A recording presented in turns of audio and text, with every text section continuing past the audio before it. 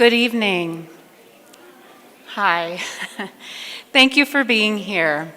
I am Dean Camille Carey, and it is my pleasure to welcome all of you here.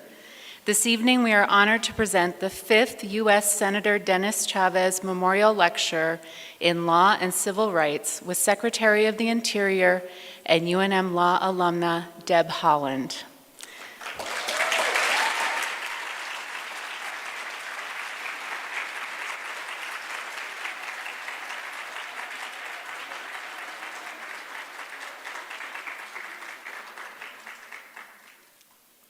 This lecture is one of the capstone events during the law school's 75th anniversary, which we are celebrating this academic year.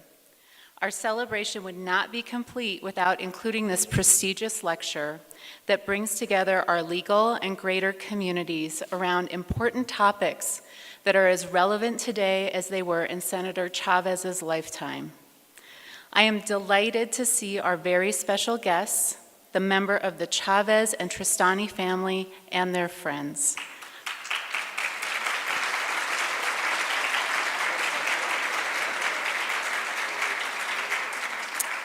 At this time, I ask that the members of the Chavez and Tristani families and their special guests stand to be recognized.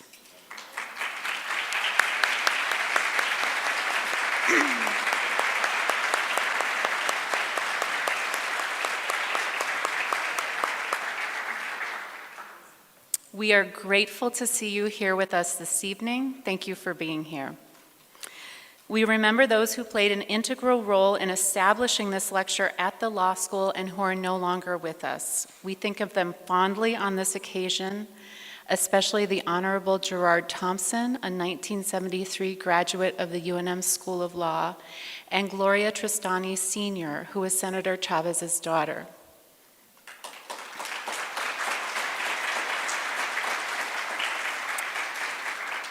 It is now my pleasure to welcome Jorge Tristani to the stage. Mr. Tristani is the grandson of Senator Chavez. Mr. Tristani?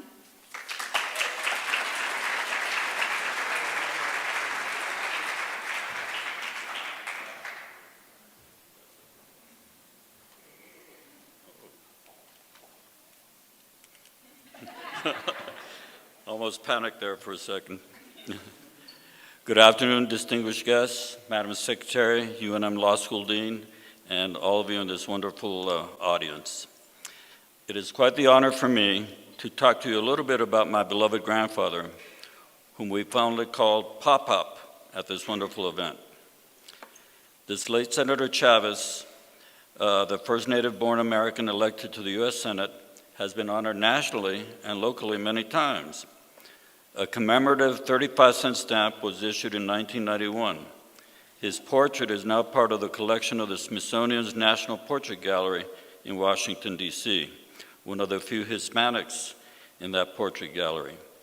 Here in Albuquerque and nearby, 2 elementary schools, a boulevard, a community center, and the downtown federal office building carry his name. Furthermore, his effigy is depicted in murals at the South Valley Economic Development Center on Isleta Boulevard and the Dome of the Torreon at the National Hispanic Cultural Center. Why so many honors, you may ask? Let me do a little bit of quoting from an article written by his granddaughter, Sissy Coy, who cannot be with us today. Chavez's life, my grandfather's life, was an American success story. Born in 1988 in an adobe house with a dirt floor in the village of Los Chavez in nearby Valencia County, in what was then the territory of New Mexico. Life for Hispanic people then was hard, marked with racial and economic prejudice. My grandfather spoke only Spanish till he was 8. He quit school early to help out his family, but never stopped learning. While working to support his family, he spent many evenings at the local libraries. This self-education enabled him to pass a special exam and enter Georgetown Law School. Pop-Pop earned his law degree from Georgetown in 1920 at the age of 32. His first elective office was as state legislator, where he introduced the first measure to provide free textbooks for all New Mexico school children. He was elected to the House of Representatives in 1930 and in 1935, he was appointed to the Senate after the death of Bronson Cutting. Chavez was reelected to the Senate in 40, 46, 52, 58, and he served there until his death on November 18, 1962. The late House Speaker, Jim Wright, from Texas, praised my grandfather this way shortly after he passed away.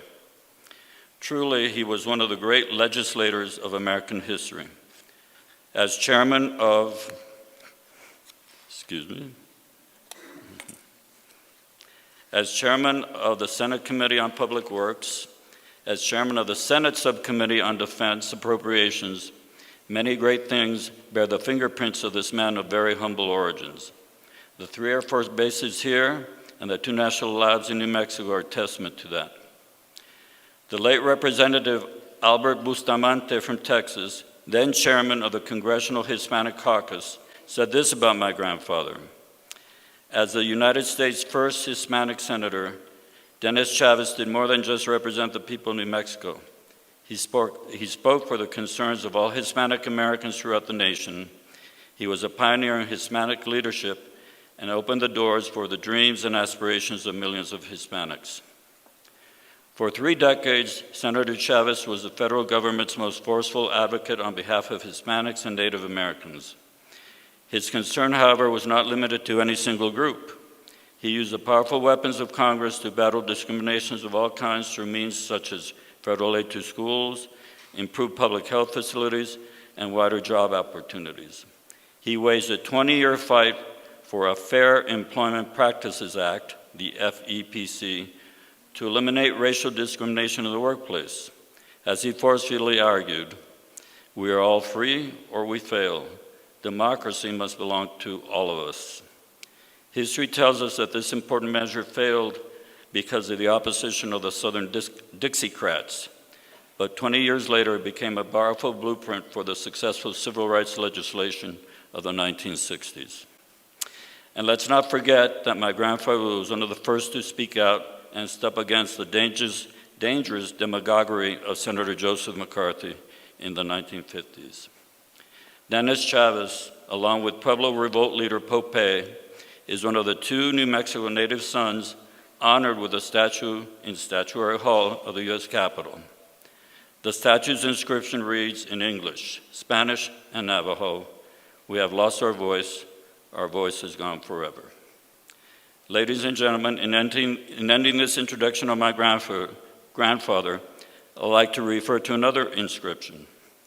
If you visit his gravesite at Mount Calvary Cemetery in Martineztown, the inscription that really strikes home to me is the following: "A friend to all, he championed the poor." This was so true.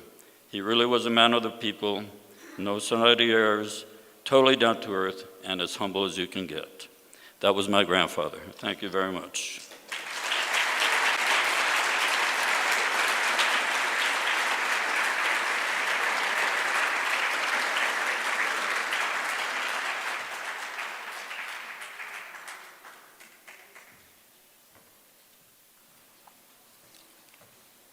Thank you, Mr. Tristani, for sharing that with us. It was wonderful.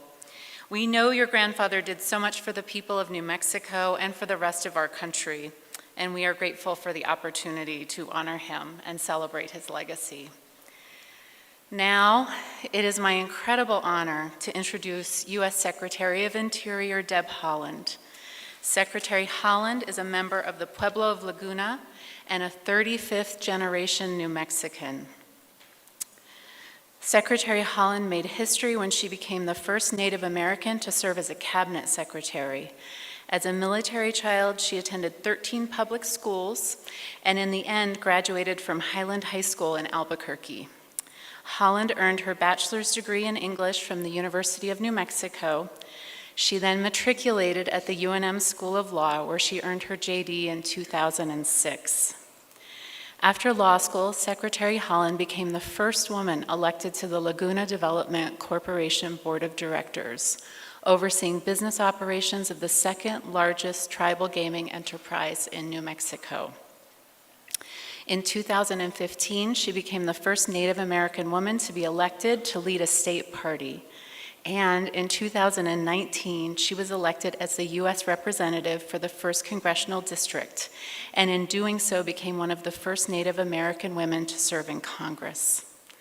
We are so proud that the Secretary is one of our own.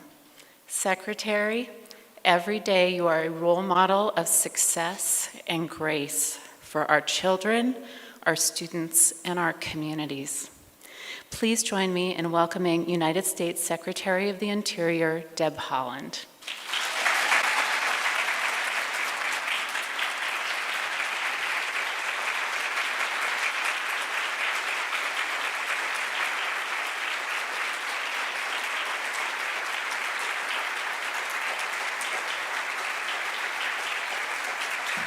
Thank you, everyone.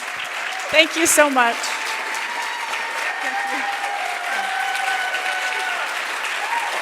Thank you. Thank you. Thank you. Thank you. Thank you for being so kind. And thank you, Dean Carey. I'm so proud to be back in the forum, back at UNM School of Law. So many wonderful memories here. Thank you so much for that lovely introduction, Dean Carey, and for your exemplary leadership. I also want to recognize my dear friend and mentor, Professor Carol Suzuki, who I met on my first day of PLSI, and I've known her ever since, and just so grateful for, it's good to have somebody who knows you and cares about you and tries to lead you in the right direction.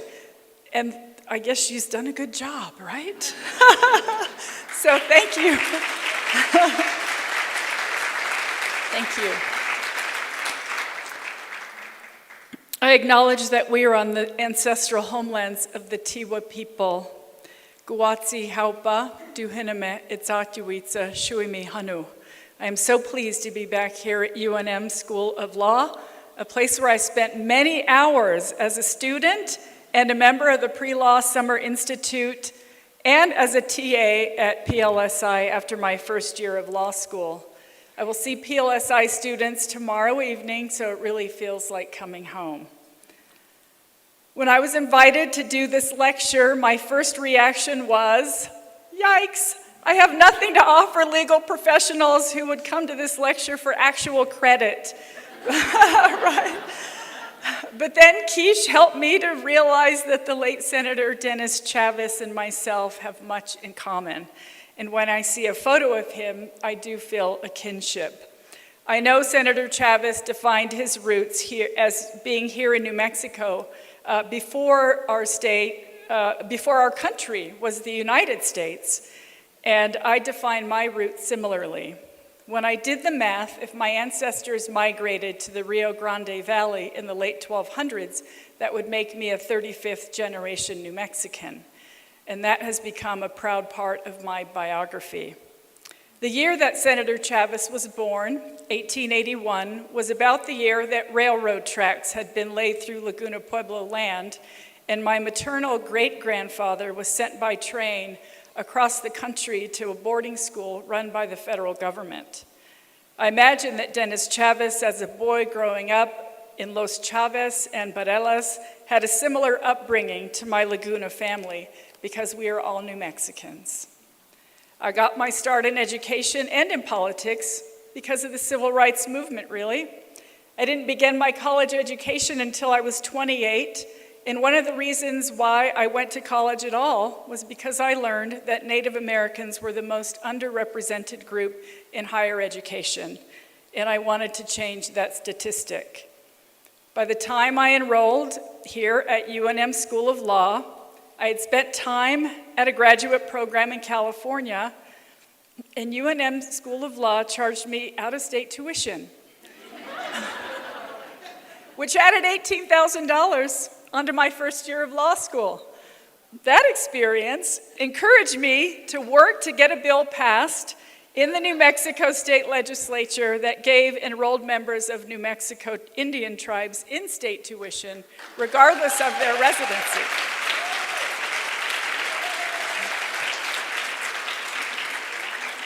I argued, among other things, that Native Americans never lose their residency with their tribes. Senate Bill 482 passed the 2005 New Mexico State Legislature and was signed into law by Governor Richardson. But unfortunately, the new residency designation that I worked so hard to enable was not retroactive. And so yes, I'm still paying off my student loans. During my third year of law school, I met a law student who had been adopted out of her family as an infant and was an enrolled member of the Navajo Nation. She was raised in Los Angeles. She came to UNM School of Law so that she could get in-state tuition. She had the opportunity to meet and spend time with her birth family during that time, which was a wonderful byproduct of the government working for the people. It showed me that small acts could make a real difference in people's lives, and even more so, that I could make a difference. I love that Senator Chavez, while a member of the New Mexico legislature, introduced legislation providing free textbooks to public school children. I believe that fighting for equity in education is one way we can ensure that our society sees civil rights as a North Star. Today I want to talk about how we as a country can work to make America a better place for everyone. As one of the first Native American women in Congress, after 233 years of Congress, and as the first Native American cabinet secretary, I have a stark first-person recognition that representation truly does matter. There were times in my tenure in the House of Representatives that I had to impart important pieces of our country's history because my fellow members of Congress did not know as much as they should about those things. More times than I could count, I would give the perspective of a Native woman to my colleagues because that perspective had never been at the decision-making table. I always say, how can you solve a problem if you don't know it exists? And it was clear that many of my former colleagues didn't understand the challenges Native women face because they never really thought to ask. And therefore, there had never been one in Congress before me and Sharice Davids. This doesn't always reflect malice, but it's an unknowing that can truly be remedied by having people at the decision-making table who have varied lived experiences. When tragedies strike, like Flint, Michigan water crisis or the COVID-19 pandemic, the disparities that exist in our country become crystal clear. But it should not have to take a tragedy to bring those things to light. We should be able to address the problems and make things right before tragedies occur, so that communities have the resources to address them instead of fighting for recognition. None of this could be more urgent than when we think about climate change. As I speak with you, families have been evacuated from wildfire zones. Storms have ravaged and are ravaging our coastal communities, and people struggling with homelessness and underserved communities face death caused by extreme weather. Every community faces the costs associated with the pain and heartache that those events bring, but everyone in this room knows that not every community has the resources to rebuild or even relocate when a climate event happens in their backyard. The Biden-Harris administration knows that many of the challenges that underserved and marginalized communities face did not pop out of thin air, but are a result of policies and laws that were intended to exclude them. I believe that environmental justice is the civil rights issue of our lifetime. It is part of the work so many of us committed to do when we decided to apply to law school, to ensure equal justice and access for all. But that cannot be realized until we understand the full history of our country that set in motion the policies and laws that got us here. We must unravel injustice thread by thread. To chart a path forward to build a better America, we have to know our own history. In fact, U.S. history began centuries before our country was even a thought in anyone's mind. I recognize that all of us have different interests. There are lawyers in this very room practicing different kinds of law or teaching different areas of the law. The same goes for just about any type of work that anyone does. We can't possibly know everything about everything. I would argue, however, that as Americans, we have a responsibility to know about our country's beginning, who lived here, and what was here before the first colonizers set foot on this continent. We must take it upon ourselves to learn from our past so that we go into the future with open eyes. We have a responsibility to learn the good and the bad. When I think about the history books our children learn from, much of the focus, as I remember it, is on the founding of our country, our founding fathers, our founding documents, our country's valiant victory in winning freedom from our original patriarchs. There may be a paragraph or a chapter or a project about Native people in third grade, and it may only be about the indigenous communities in the part of the country where we happen to live. Part of my childhood was spent on the East Coast because of my father's Marine Corps career. It was there that I learned about the Pilgrims, the first Thanksgiving, and the 13 original colonies. But I didn't learn about the Native Americans in the Pacific Northwest and Alaska who viewed salmon and whales, birds and bears as their relations, or the Native Hawaiians who were seafarers and navigators long before Europeans set foot in the Western Hemisphere. I'm sure many of you can relate to this, that the center of our history books is skewed to a certain perspective. In this way, we don't learn the root causes of many of the challenges that we face as a country. We can't work to make things right until and unless we know what it was we got wrong in the first place.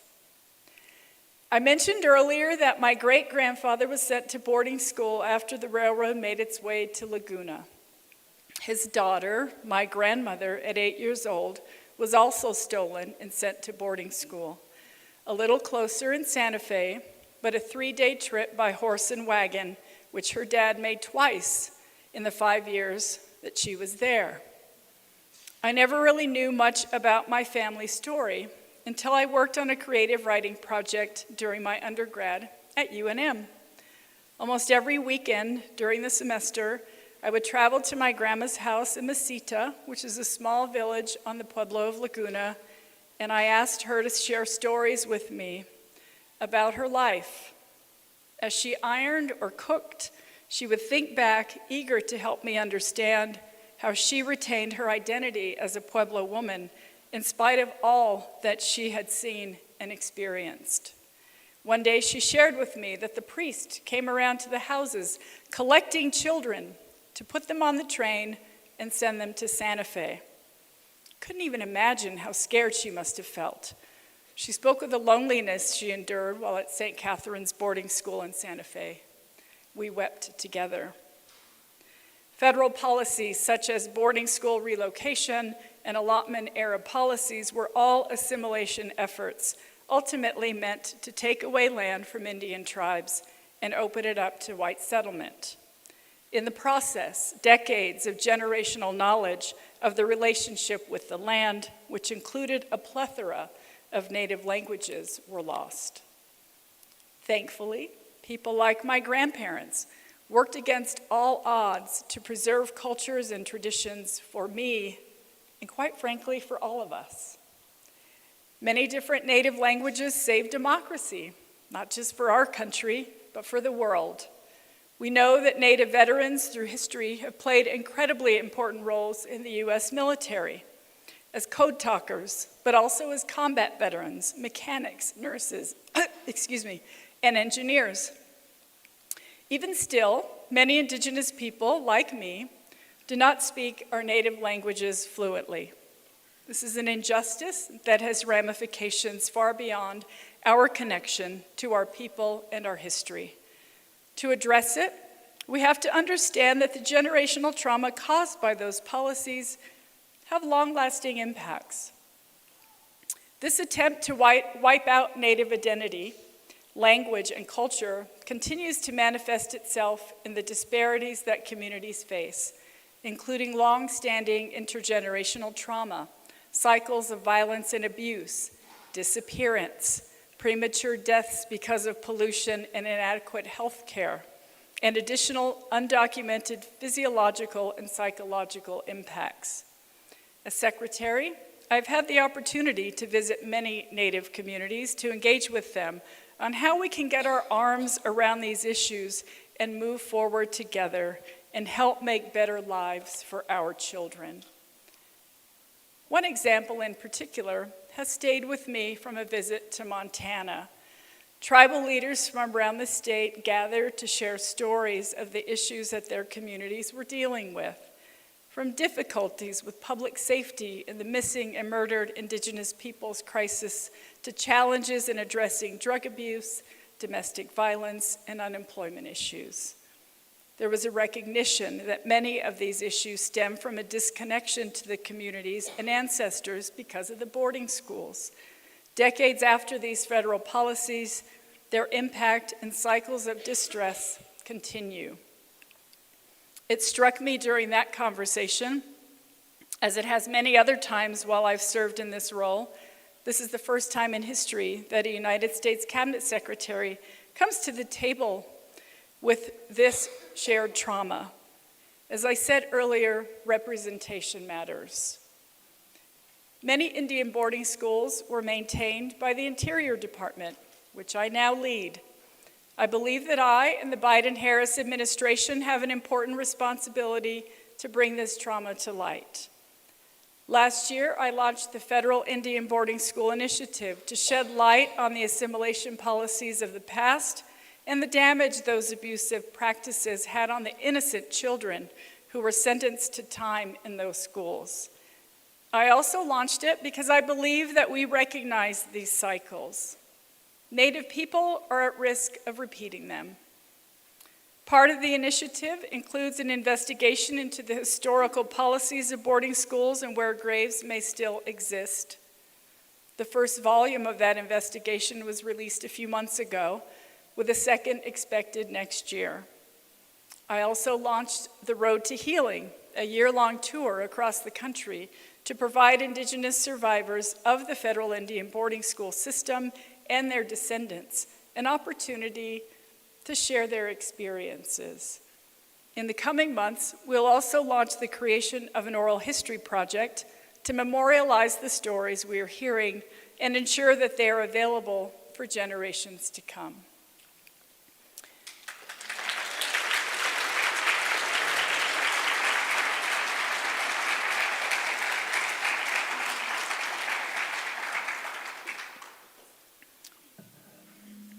We hope that the opportunities for people to speak openly about their tortured past will help them to heal and will help our country to heal, because this burden, it's upon all of us. As we continue to uncover more trauma, so too we can identify policies like investing in the strengthening of native languages that can help undo some of the injustices of the past. This is an example of what it takes to address the root of the issues that communities face, rather than just addressing the surface symptoms. I mentioned that I believe environmental justice is the civil rights issue of our lifetime. It is rooted in an underlying history of legacy marginalization. My experience reflects Indigenous trauma, but there are communities across the country and represented in this room who have their own stories and histories that reflect a similar pattern. If we are to make progress on healing our wounds from the past, we also need to acknowledge the sins our country has committed against the environment.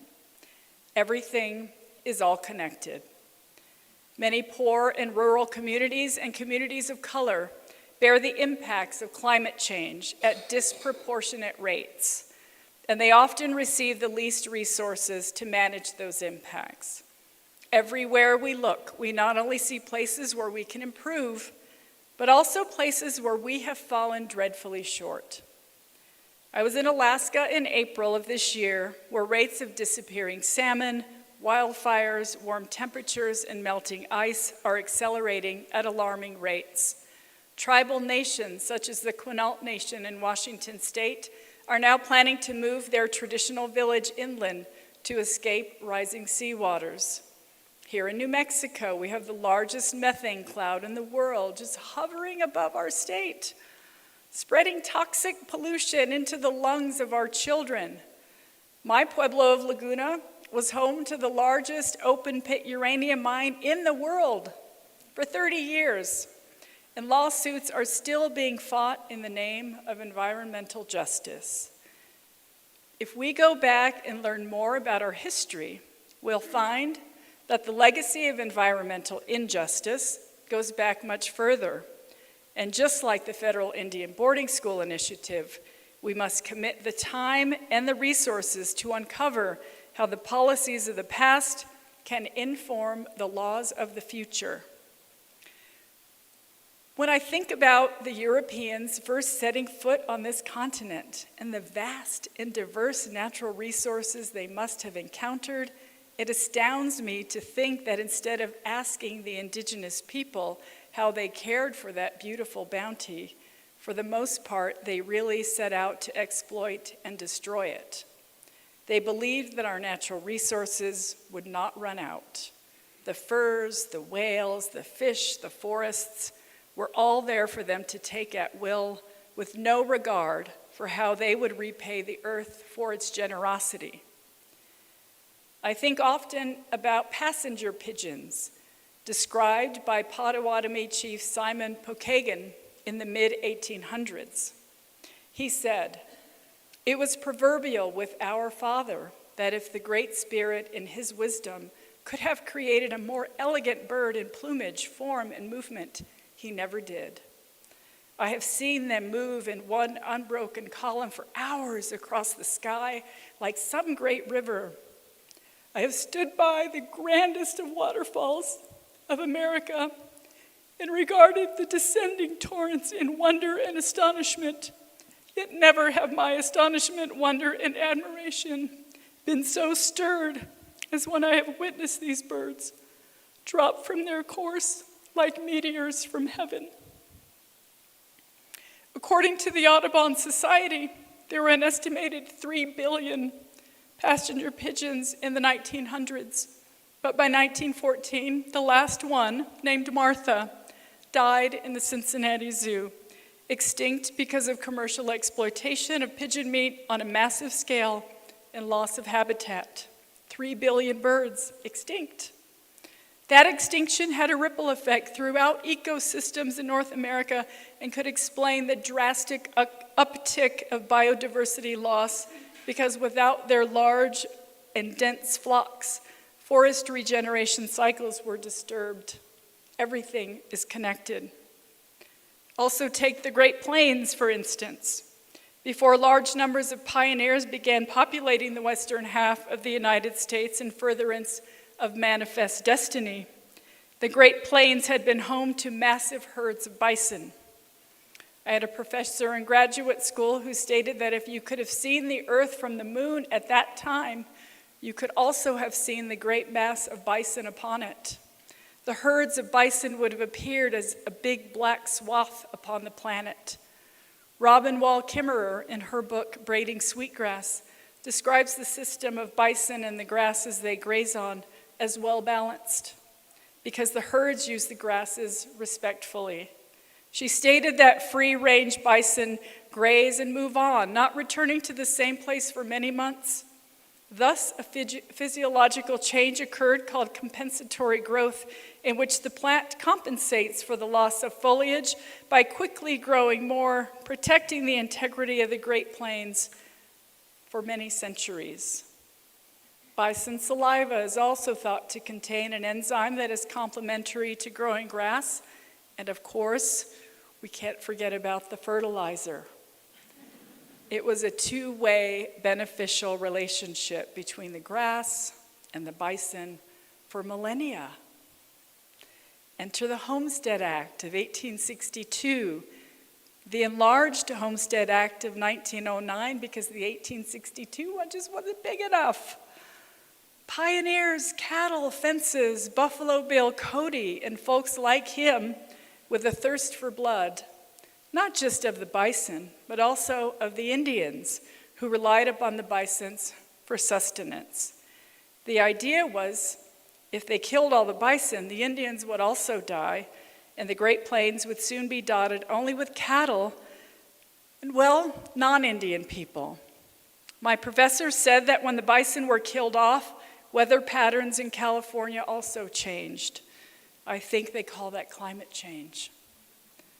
Enter wheat farmers and hungry farm supply company owners who together set about plowing up the Great Plains to plant wheat, thus stopping short that beneficial relationship.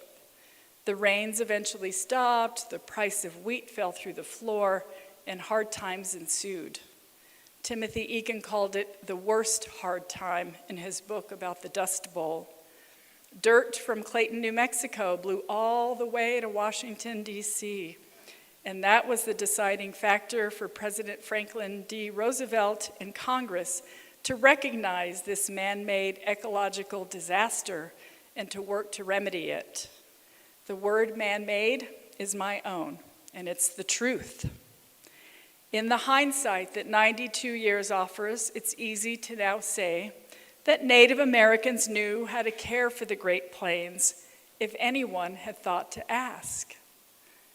It's also clear that the practice of taking more from the earth than you need, and with no regard to the damage that is caused, is no way to manage our resources. Additionally, marginalized communities and living things that have no voice in our policymaking disproportionately bear the burdens of that harmful approach. Earlier this year, I was part of a press call with leaders from the U.S. Fish and Wildlife Service, where I had to announce that we were removing 23 species from the endangered species list, not because the scientists, biologists, and ecologists were able to ensure their survival, but because they became extinct.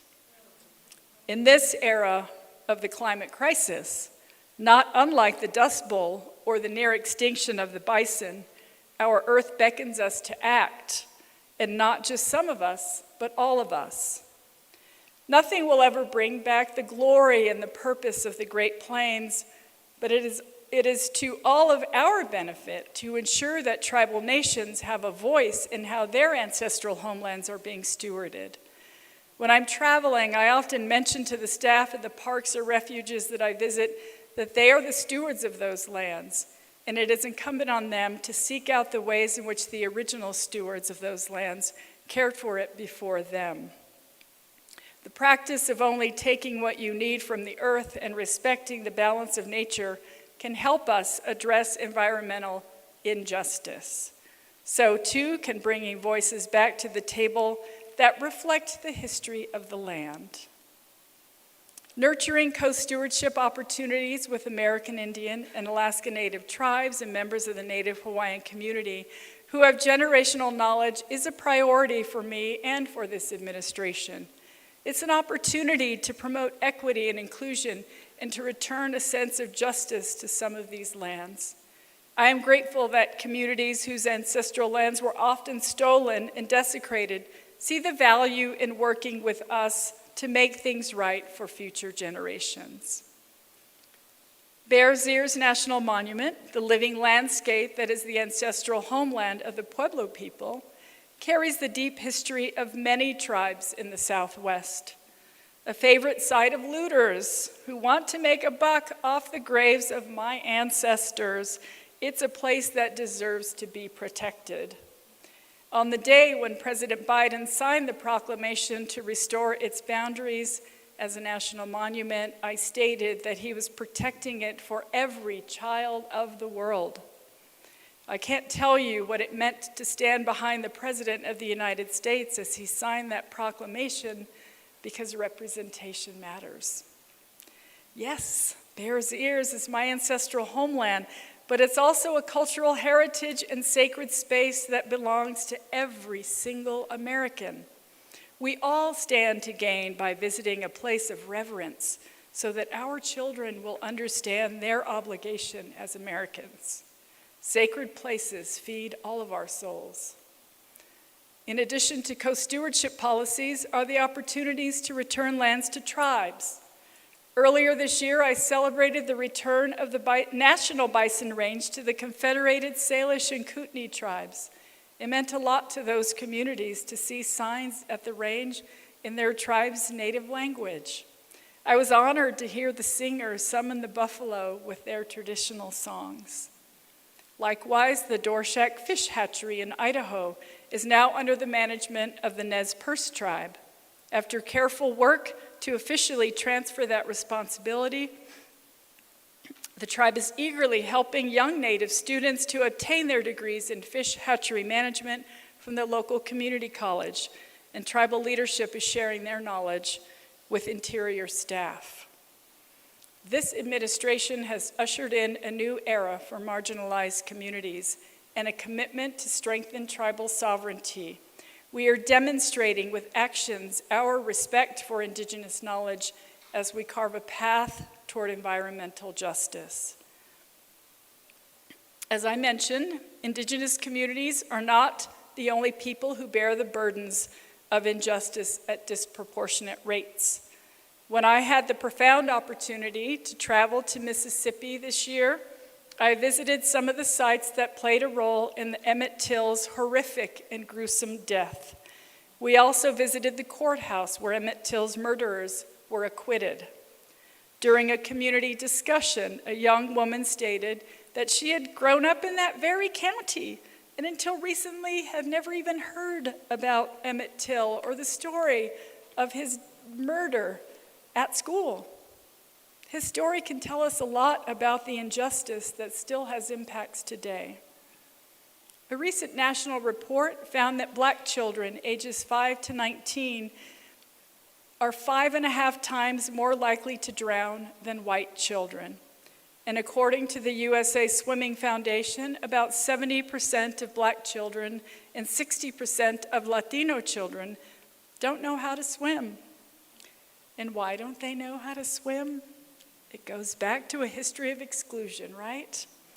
From being barred from city and public pools, from a lack of access to beaches and open water, from the growing disparities between people who have the time and means to pay for swimming lessons or water sports and those who do not. From growing up in communities where experiencing the outdoors has felt out of reach because parents lack the resources for transportation or even admission costs. There is an intergenerational trauma from this legacy of disparity that still leads to higher rates of drowning among certain communities. If Black and Latino children don't know how to swim or are afraid of the water, how will they be our next generation of water stewards? I can't get those statistics out of my head. I can't stop thinking about how powerless I felt as a single parent, relying on public assistance and the grace and charity of others to make sure that my child was not left behind, or worse, was not put in danger. This is how environmental justice surfaces, from histories of injustice and exclusion that result in children not knowing how to swim, even if they grow up near large bodies of water. At Interior, it is our obligation to tell America's story, the good, the bad, and the ugly.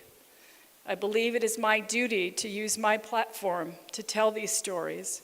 We're moving forward by not only adjusting course, but also by acknowledging that we have an obligation to future generations to make things right.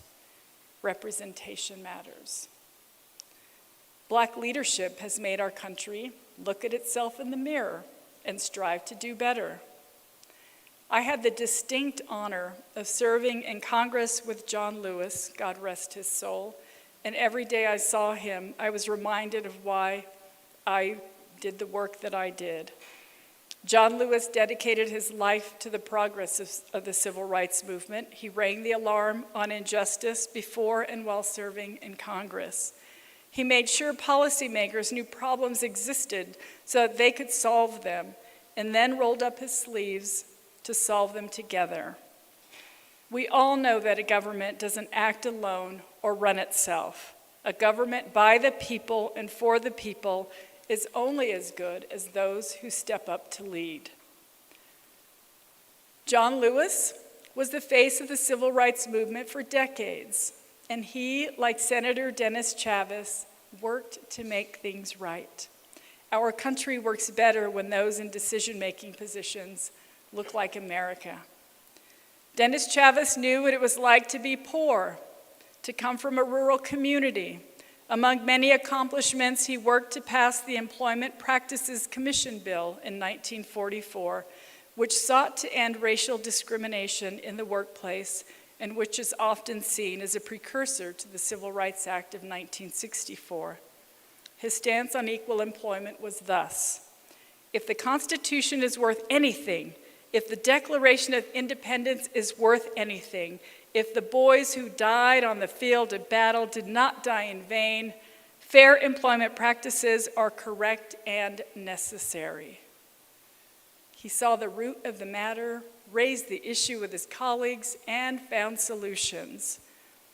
In the work I do every day, oftentimes it is to undo some of the things related to the mistakes of the past. I also have the profound opportunity to be present when good things come to fruition because of the work that our team has accomplished. For example, recently, we celebrated the delisting of the snail darter from the endangered species list. The snail darter, or Persina tenasi, and I apologize if I mispronounce that, is a small ray-finned freshwater fish native to the waters of the Tennessee River. Yes, these are things you become aware of when you work at the Department of the Interior. So don't feel bad if you didn't know what the snail darter was before you came here tonight. The snail darter has historical significance. It was the subject of the 1978 U.S. Supreme Court case Tennessee Valley Authority versus Hill. The Supreme Court addressed whether the 3-inch long fish, which had been listed as endangered under the Endangered Species Act, could prevent the completion of the Tellico Dam on the Little Tennessee River. This case was the first one to test the ESA. The Supreme Court ruled that the protective provisions of the ESA trumped the economic concerns that the dam would bring. The snail darter was given a chance by the Supreme Court, and the dedicated staff of professionals at the U.S. Fish and Wildlife Service nurtured the snail darter population back to health. A happy ending so far. Yes, you could have gone.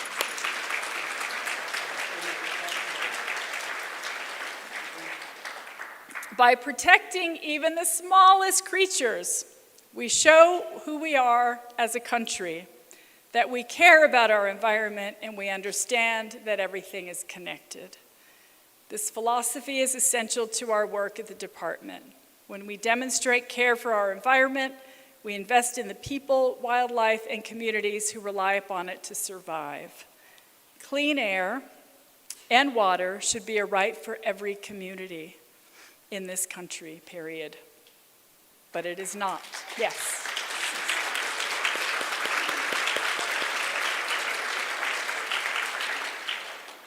But it isn't yet. Not quite yet. We still have a ways to go. Millions of Americans across the country live within just 1 mile of an abandoned coal mine or orphaned oil and gas well. I'm sorry, there's more bad news.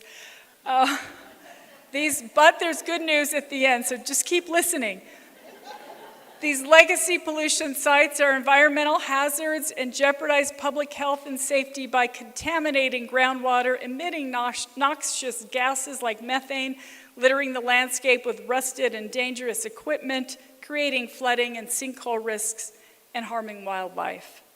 For far too long, a lack of resources was blamed for why these hazards continued to pollute communities, often marginalized communities. But that changed with the president's bipartisan infrastructure law. The law provides a historic $16 billion, that's billion with a B, investment that will go directly to plugging orphaned wells and reclaiming abandoned mine lands.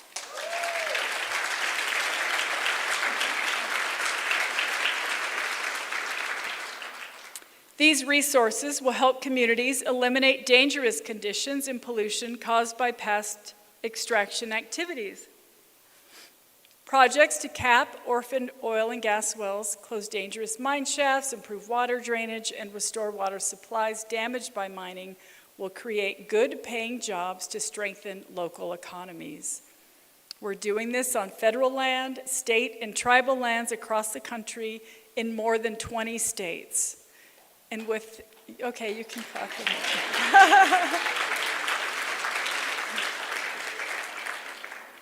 And with the Inflation Reduction Act, we're taking that work a step further.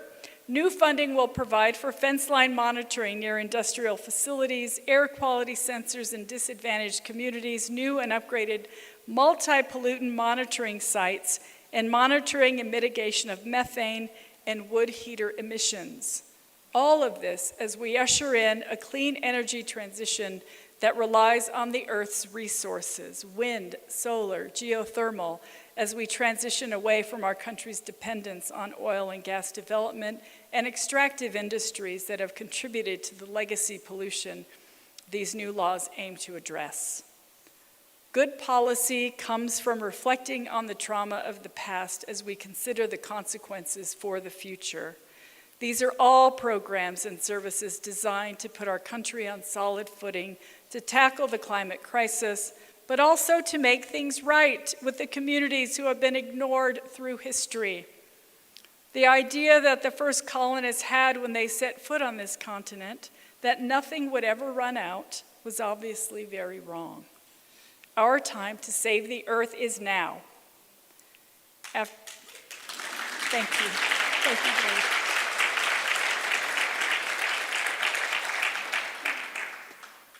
After all I have talked about this evening, the transfers of land, the policies and legislation that we implement, and the people that we fight for, you must all be thinking that we have a lot of lawyers at the DOI, and we do. The answer is absolutely yes, and every one of them is passionate about the work they do for our country, and I am so grateful every day to work alongside them. I recognize that there are many lawyers here, and that generally you're working to provide legal advice and counsel, research, and gather information or evidence. You might be writing legal documents for divorces, wills, contracts, real estate transactions. Maybe you're prosecuting or defending people accused of crimes in court, or helping folks to gain their citizenship. Or maybe you're defending a client like the snail darter. Whatever you do, I hope you're doing it with the passion and an eye toward equal justice. The time for anything else should be left to the history books. I know that this lecture may not be a traditional CLE, but I hope that my perspective may be of some help to you in the work that you do. I appreciate the opportunity to share my lived experience with all of you. If you take nothing else away from tonight, I offer the following points of emphasis. 1, environmental injustice has roots in our history that stem all the way back to colonization, and we must know our full history, the good and the bad, in order to move justice forward. 2, when our leadership looks like America, our country is better equipped to know about the challenges different communities face, and then it can address them.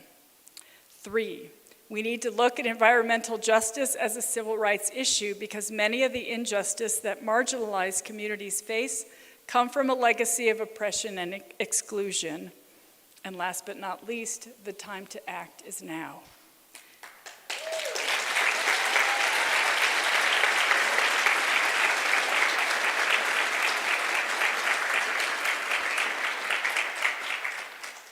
When we know the origins of the laws we study and the history of our country, we can think more clearly about how we can better serve all people.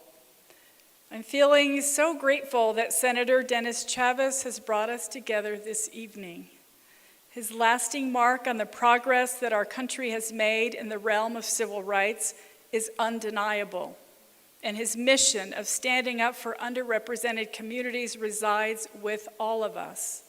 How we choose to approach that mission, of course, is up to us. working to ensure that representation matters in our work, bringing our history to light, and deciding to fight for a more just future can be our promise to channel the good that our senator brought to our state and to our entire country. I thank you for being here and giving me the opportunity to be here with you all. I thank you for caring enough about making our country a better place that you would subject yourself to all it takes, not only just to become a lawyer, but to stay one, right? And of course, I'm so happy that you were here to honor the legacy of Senator Dennis Chavez. I'm reminded today of the reason why I decided to go to law school at all, and that was because I wanted to help people. I hope I am living that out every day and hope that you do the same. And I think we're taking some questions now. So thank you all so much.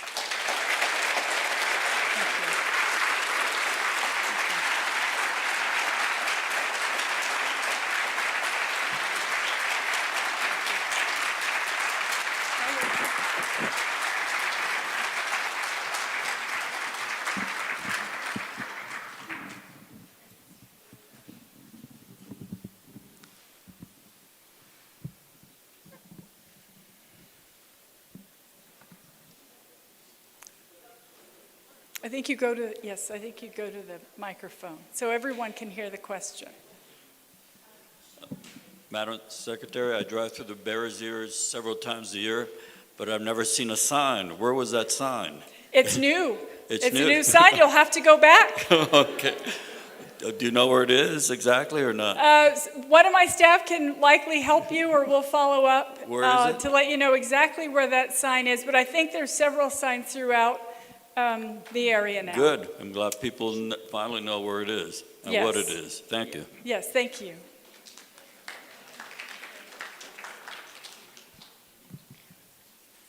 Hello.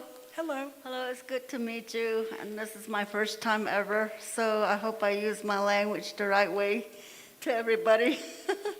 It's been a long time since I went to school, and it's good to be here, and I'm trying to take part. I have questions for my daughters, my two daughters, Letitia and Vanessa George, and my granddaughters, Haley and three granddaughters, Haley, Zoe, and Chloe, and my unborn Letitia's son. They were found on Santa Ana Pueblo, and I would like to ask for your help to see what you can do to help us find some ways to get justice for them. It's been since 2017. And because of the jurisdictions that they have on Santa Ana Pueblo, and a lot.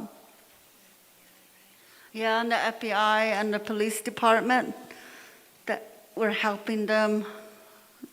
But the case was closed since then. So I need your help, and our families and everybody in America and also all over the world, they would like to know whatever happened to the case on my girls and my granddaughters and my unborn grandson. Well, first of all, I am just so sorry for your terrible loss, and I will if you can get in contact with one of my staff members, she can give you a card, and at least you'll be able to know how to write us a letter so that we know what it is you would like us to do. Of course, we care deeply about these issues. You might know that we started the Missing and Murdered Unit, and we have 17 new investigators in each one of the BIA regions to make sure that they're handling those cases. We recognize that some cases are cold, and people need to know where their loved ones are, what happened to them, and so I appreciate knowing that. And Heidi is happy to give you her business card so that you can send us an email. Thank you. Thank you. Secretary Haaland, thank you so much for your leadership. My name is Gail Evans, and I am a member of the Greater Chaco Coalition, which is an indigenous-led coalition led by people who live in the tri-chapter area of the Eastern Agency of the Navajo Nation. And so thank you for initiating the Honoring Chaco initiative, which I understand the goal of is to protect the Greater Chaco landscape and not just the land around the monument. And I want to ask you, I mean, the biggest thing impacting the landscape right now is the ongoing oil and gas extraction and the ongoing leasing in the Greater Chaco landscape.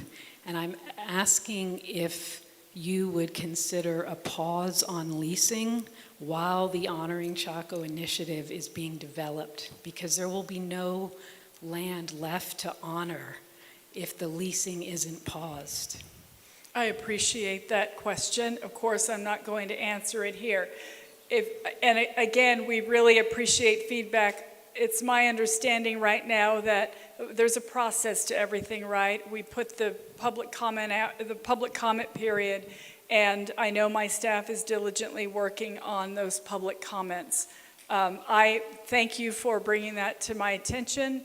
I suspect that a lot of public comments will have that very request in there.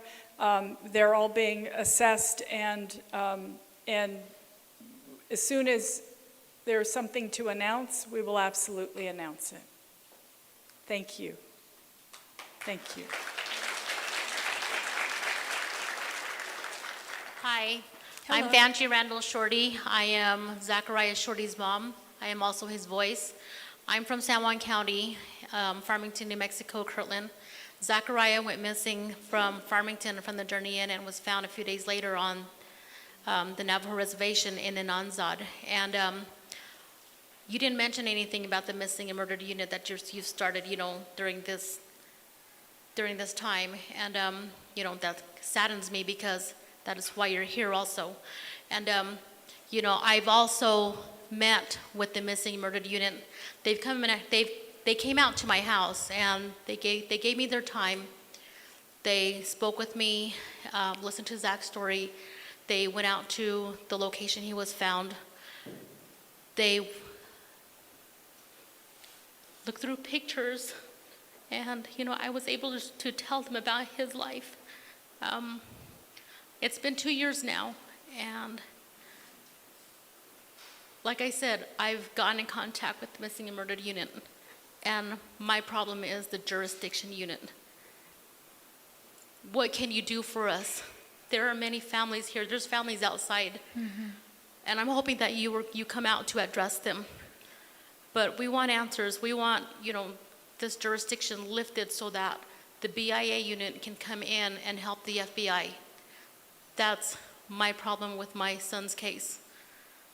And I am borderline town. I need answers. I don't want my son's case closed. There's many families here that are crying out to you for help. We don't know where to go. Thank you for coming here. Thank you for, I'm so sorry for your loss. And again, it would help us if we could get your contact information, or you can get in contact with us. I've done It's that. it's hard for me to know about the case in particular. However, all the cases are important to us, and if you would like to have a card from one of my staff, you could follow up with us.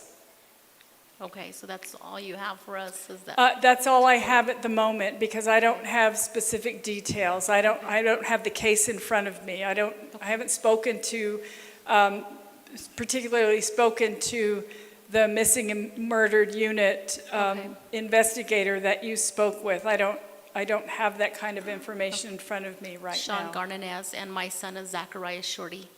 I'm Thank very you. sorry for your loss, and thank you for Thank you. bringing this to my attention. Yes, sir? Thank you, Secretary Haaland, for a wonderful talk. In the course of it, you mentioned clean water.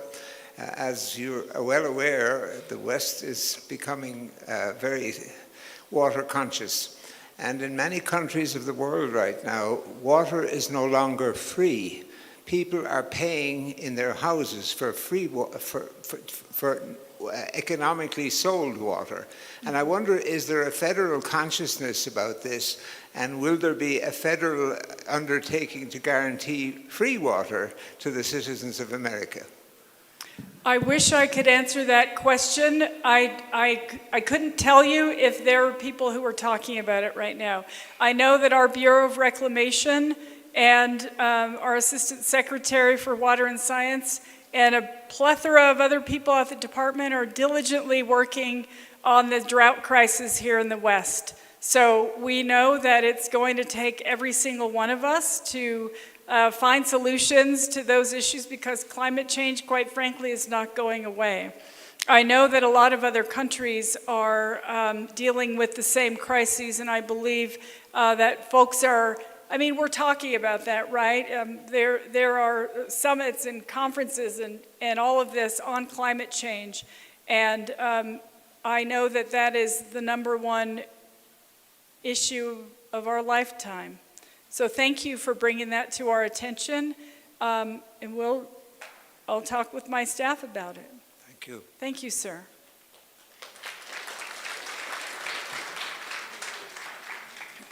Hi, my name is Leela Mailman, and I'm also going to bring up questions about the MMIW again. And I was wondering, this is my daughter. From the time she was born to the last day I got to see her. And I've had no help from the police department in Farmington. Her case was thrown from case to case. Nobody seemed to have taken this seriously. But this is my child. And you talked about family. You talked about surroundings, what meant most to you. We shouldn't have to go by statistics. This is reality. And there are a lot of people out there that are going through the same reality. And all we need is a little help, maybe with the police department, more training. You got the FBI. A lot of them give us attitude. They judge all these that are missing, all those that are murdered. Every one of us have had a past. You've had a past. I've had a past. I just wonder, what else are you going to do for these Native Americans that are missing? Because it shouldn't have to be like this. When I started out in 2014, we had a small table. Now we got 2 tables put together, and it's not getting any better. And in other Native places, it's worse. I mean, like that little Frank, he got butchered. He was only 4 years old. 4 years old. Put yourself in our shoes with these children. We don't want them to be judged. We don't judge you. We don't judge anybody. So like I said, we all have a past and we just need help. I think this has gone long enough, and it's getting worse. Maybe the police department from Farmington, the reservation needs more training, better facilities, instead of shipping evidence to Albuquerque, to Phoenix, and they get lost, and God knows who's all touching them. So we can't get a perfect case. Ma'am, I'm so sorry for your loss. I truly am. I understand, but I need understanding. I don't need sympathy, I need understanding. And some Yes, kind of and help thank- for everybody. Thank you. Because Thank you. I find my daughter, I'm not going to stop. When I first, even before I was in Congress, Yes. missing and murdered Indigenous people, it was not talked about by a lot of anyone. I'd go to rallies for missing and murdered Indigenous people here in Albuquerque, and there'd be like 4 people who would show up. And that was one of the issues that I felt was important for me to take to Congress. So one of the bills that I was able to get passed while I was a member of Congress, the Not Invisible Act, it created a commission to work on this issue. The commission has tribal leaders, law enforcement. It has survivors who are part of the commission who can inform us how we should go about. This is missing and murdered Indigenous people is an issue that's happened since colonization, since the first colonists got to this country. It's not an issue that's been over the past couple generations. It's a 500-year-old issue, and it will take more than one law or two laws, or to your point, 17 new investigators in Indian country to solve the issue. I want you to know that we're dedicated to it, and as soon as we have information that we can share, I will absolutely share it with you. But I want you to know that we're trying. We're working as hard as we can. This is an issue that's a priority for the department, and I do understand. I'm happy that I was able to bring it to the mainstream where people are actually talking about it and caring about it. So we'll continue our work. Again, Heidi's happy to give you her card, and if you would like to reach out to us at the department, we would welcome your email or letter or whatever you would like to send. Thank you so much for being here. Thank you for giving us the time to speak. And we have time for just one more question. Thank you, Secretary Haaland. It's an absolute honor for you to be here and to bring such important stories to light, and an honor to have a fellow UNM alumni who's going forward and telling stories of Native people and issues in New Mexico. Thank you. One thing that I know is important to Senator Chavez, also to you, is education, and education in the state of New Mexico, and specifically even on the reservation. As I'm sure everyone here knows, New Mexico vies for last place in education continuously, and a lot of issues are on the reservation. And the inability to get teachers to teach on the reservation. One of the things we're working on is a lot of the teachers on the reservation come from the Philippines and other countries on J1 waivers, where they have to go back to their home country for the home residency requirement.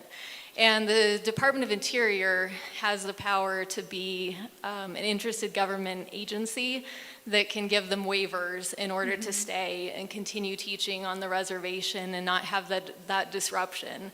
And so one request, and we've brought it up to the department as well, would be to consider how to solve some of the education issues on the reservation in New Mexico as a whole, through the Department of Interior granting waivers for teachers to be able to continue teaching in the state of New Mexico and reservations throughout the U.S. Thank you so much. Thank you so Thank much, you for the Secretary. work you do. Thank you. Could you please all join me one more time in thanking Secretary Haaland?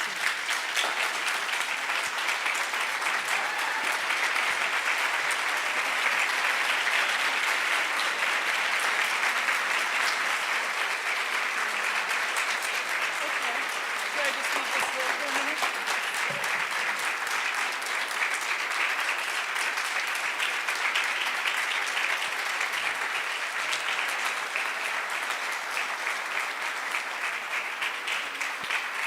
We just have one more thing. If you'd please take your seats. At this time, I'd like to ask Dennis Tristani, Jorge Tristani, and Gloria Tristani to the stage for a special presentation.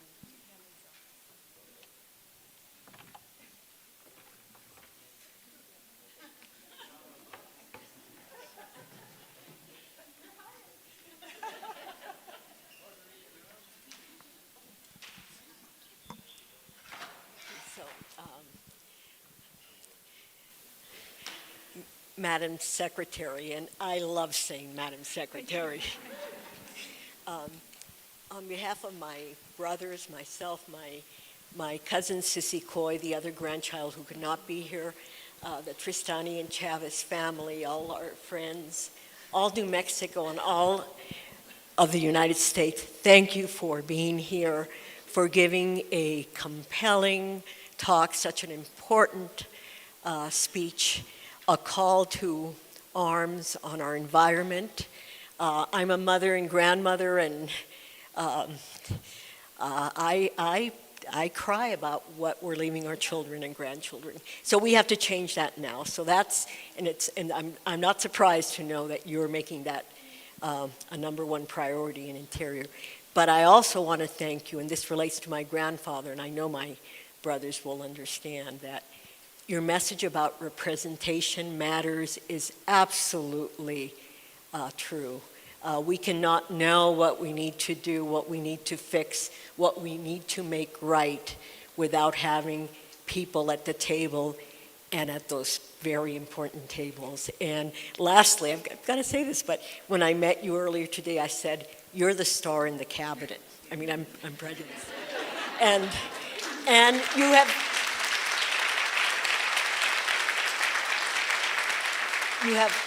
you have shown that you are, and now we want to present something very special to you as a thank you.